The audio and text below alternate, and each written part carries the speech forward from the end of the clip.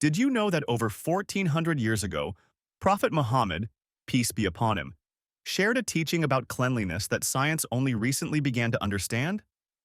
This teaching was so profound that it led an American microbiologist to reevaluate his beliefs and eventually embrace Islam. Today, we'll explore the heart-touching story of Dr. Robert Sam, a renowned scientist, and his journey to discovering the truth of Islam through the Hadith about the purification process involving dogs. This story not only bridges the gap between faith and science, but also sheds light on the timeless wisdom of the Prophet Muhammad, peace be upon him. Dr. Robert Sam, an esteemed microbiologist, moved to Egypt for work. While there, he developed friendships with several Muslim colleagues. One day, during a casual conversation about cultural differences, the topic of dogs came up. Dr. Sam learned that in Islam, keeping dogs as pets indoors is discouraged due to their saliva being considered impure. Curious about this belief, Dr. Sam asked his friends to explain further. They shared a hadith of the Prophet Muhammad, peace be upon him. The purification of the vessel of one of you, if a dog licks it, is to wash it 7 times, the first time with soil. Another narration adds, if a dog licks the vessel of one of you, let him wash it 7 times, one of which should be with soil. These words intrigued Dr. Sam.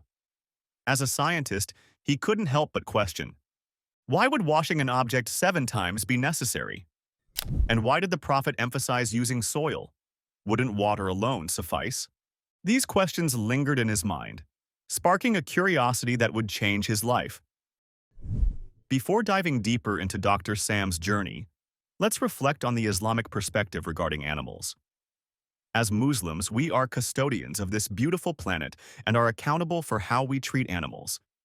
Every animal has been created for a purpose, and it is our duty to respect Allah's creation. Let's clarify a few myths and responsibilities regarding dogs in Islam. It is not haram to own a dog, though it is not hygienic to keep a dog inside the house. However, if the saliva of a dog touches you or your clothing, it must be washed as prescribed. Blood sports like dog fighting or trophy hunting are haram. Dr. Sam decided to investigate this teaching using his expertise. To begin, he conducted a simple experiment. He took a household utensil, allowed a dog to lick it, and then washed it 7 times with water and soap, as most people would assume is sufficient. Afterward, he examined the utensil under a microscope. To his astonishment, the utensil was still teeming with bacteria, even after rigorous washing with water and soap. This finding puzzled him. Could it be that modern cleaning methods were inadequate? Determined to explore further, Dr. Sam repeated the experiment, this time following the exact method prescribed by the Prophet Muhammad, peace be upon him. He washed the utensil 7 times, incorporating soil into one of the washes. When he examined the utensil under a microscope again, he was shocked to find that all traces of bacteria had vanished. Dr. Sam was left speechless. The method prescribed in the Hadith had proven to be far more effective than modern cleaning techniques. But how could the Prophet Muhammad, peace be upon him, who lived over 1400 years ago, have known this? Dr. Sam's findings aligned with modern scientific research. Soil, as it turns out, contains natural antibacterial properties. In 2018, researchers at Rockefeller University in New York discovered a new family of antibiotics in soil, known as malicidins. These antibiotics were found to be highly effective against drug-resistant bacteria. Soil is also known to contain microorganisms that produce therapeutic compounds, including powerful antibiotics. These discoveries highlight the remarkable wisdom behind the Prophet's guidance to use soil as part of the cleaning process. Furthermore, studies have shown that dog saliva can carry harmful bacteria and viruses, including those that cause diseases like rabies. According to the World Health Organization, up to 99% of human rabies cases are caused by exposure to dog saliva. This underscores the importance of thoroughly cleaning objects that come into contact with dogs, as prescribed in Islamic teachings. This brings to mind a case that highlights the potential dangers of exposure to dog saliva. In 2019, Marie Traynor, an Ohio resident, contracted a rare infection after her German Shepherd puppy, Taylor, licked an open cut.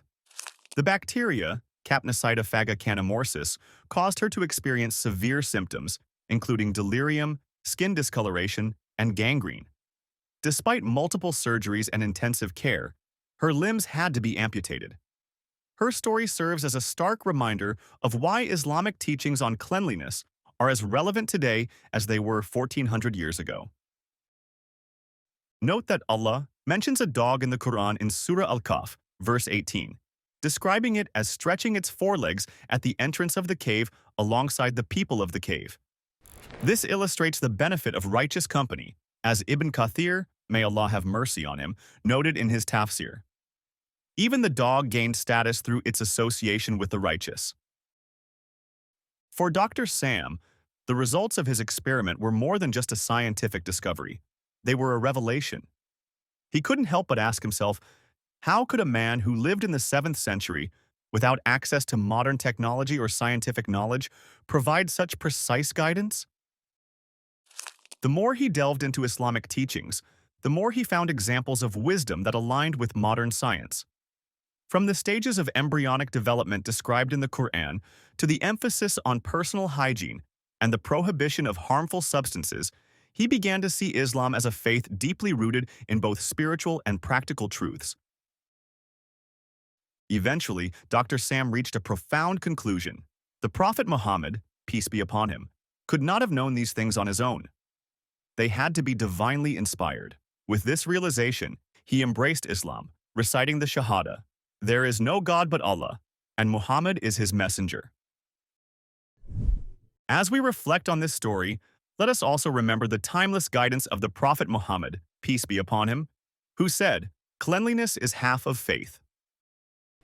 This story is not just about one man's journey, but about the universal truth that Islam offers to those who seek it with an open heart and mind. May Allah guide us all to understand and appreciate the wisdom of His teachings and grant us the ability to act upon them. If you found this story inspiring, don't forget to share it with others and leave your thoughts in the comments below. Together, let's spread the beauty of Islam to the world.